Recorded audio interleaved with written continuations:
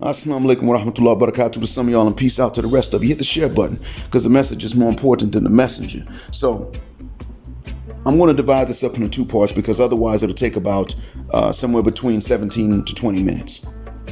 This is part one. This is going to be about what Ciara and Lori Harvey got in common and what it means to you. And it's not just them two, it's also the guest on the Melli Monaco show. What they have in common is that they not only want to do certain things like have a 304 phase, but they demand to have a 304 phase and not suffer any consequences for it. Lori Harvey, according to the rumors at least, doesn't want to commit, doesn't want to settle. She wants to still have hot girl summers and be a city girl from what everyone's saying. And she may have been heartbroken, but she's like, I got to be true to myself, which really just means I got to be a W-H-O-R-E.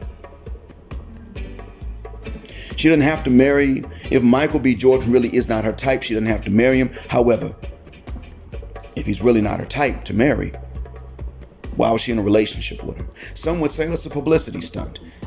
You know, he didn't need the bad publicity of not liking black women, and she needed to clean up her image. No, shuck that fit. Because see, him being just being on a boat in Italy with Italian women, although you're not supposed to be in seclusion with someone of the opposite gender to whom you're not married in my faith, him doing that is not, even in my faith, as bad as her actually being a 304 and getting passed around by a father and son and future. That's just no. And she had a hell of an example to follow too, because I mean, her biological dad is one of two drug kingpins that are cousins to each other. One of two, because both of them got in mom's guts. I don't know exactly which. I'm sure she knows which one is the dad, but I don't know. Doesn't matter to me. Steve Harvey adopted her, and she took his last name. That was very nice of him, and he treats her like that's his daughter. That's very honorable of him and very nice, but that ain't his responsibility, and he took it on anyway. And look what he gets for it. I know she with me because of the money. Bruh, that means she needs to come with something in exchange. If you can lose her because you lose your money, that means she needs to give up something in exchange. Like, I don't know, she doesn't have the right to say no when you decide you want to bend her over that couch.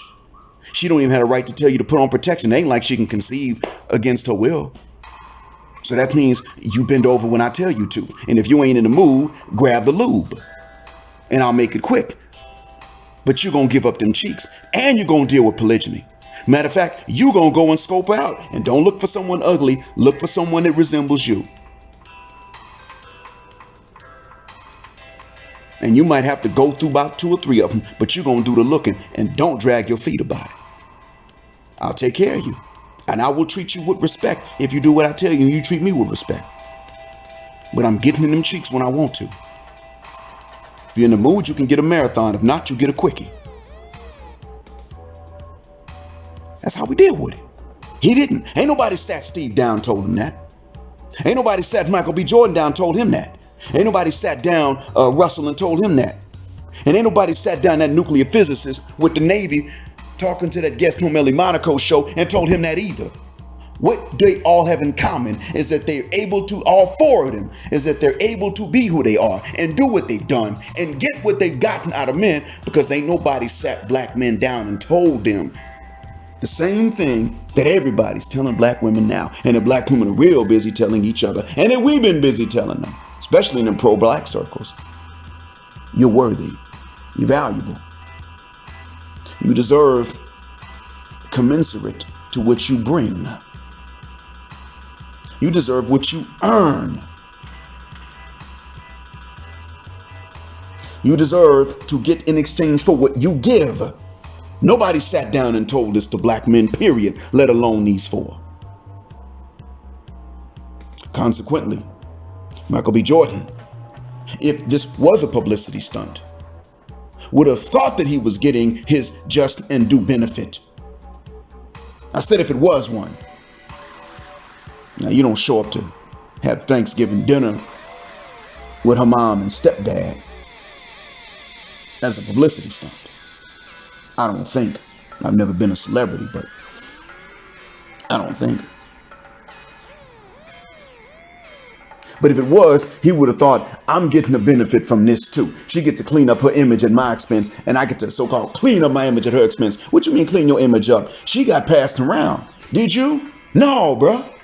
How do we know? Because sisters wasn't checking for you until you played Creed and Killmonger. And even then when you, well, actually Creed. And Killmonger, he was too pro-black. But they made him evil, so maybe then. Maybe they wanted him in that one too. In the end, it comes down to the fact that we are not told. And who is it that's been purposely not telling us? It ain't been older black men that are purposely not telling us these things because they weren't told. The ones that we call old ninjas. Granted, they've done some foolish things as a group collectively, but in terms of not telling us that, well, I do blame them for not thinking about this in their old age. But as far as, nobody ever told them this.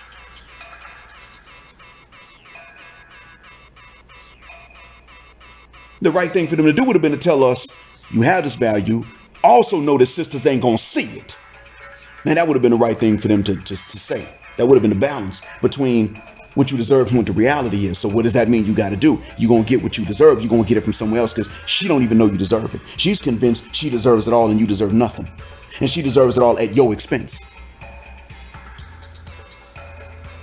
However, I understand too that those black men were not told. They were told what they told us. I get it. But the one that could understand,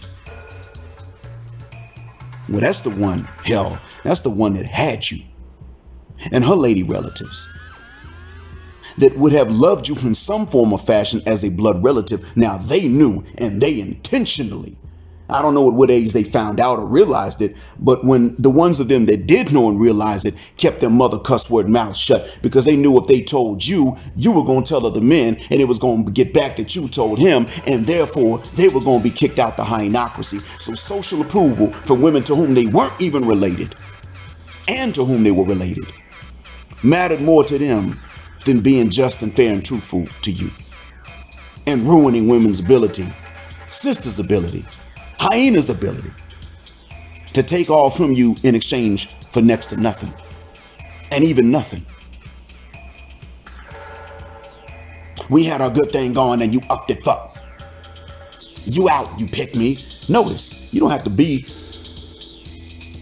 anything sycophantish, self-deprecating in order to be considered a pick me. All the one's got to be is fair to you and she's a pick me.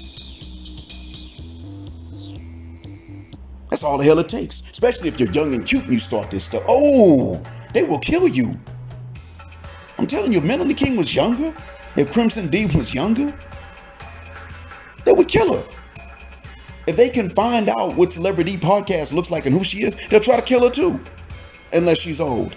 Jessica X, they will kill her if they could find out who she is. If they could dox her and it's stuck and she's young and cute and sing, they would kill her. Just to make sure that no man ever benefited from what she knew. Just for that purpose.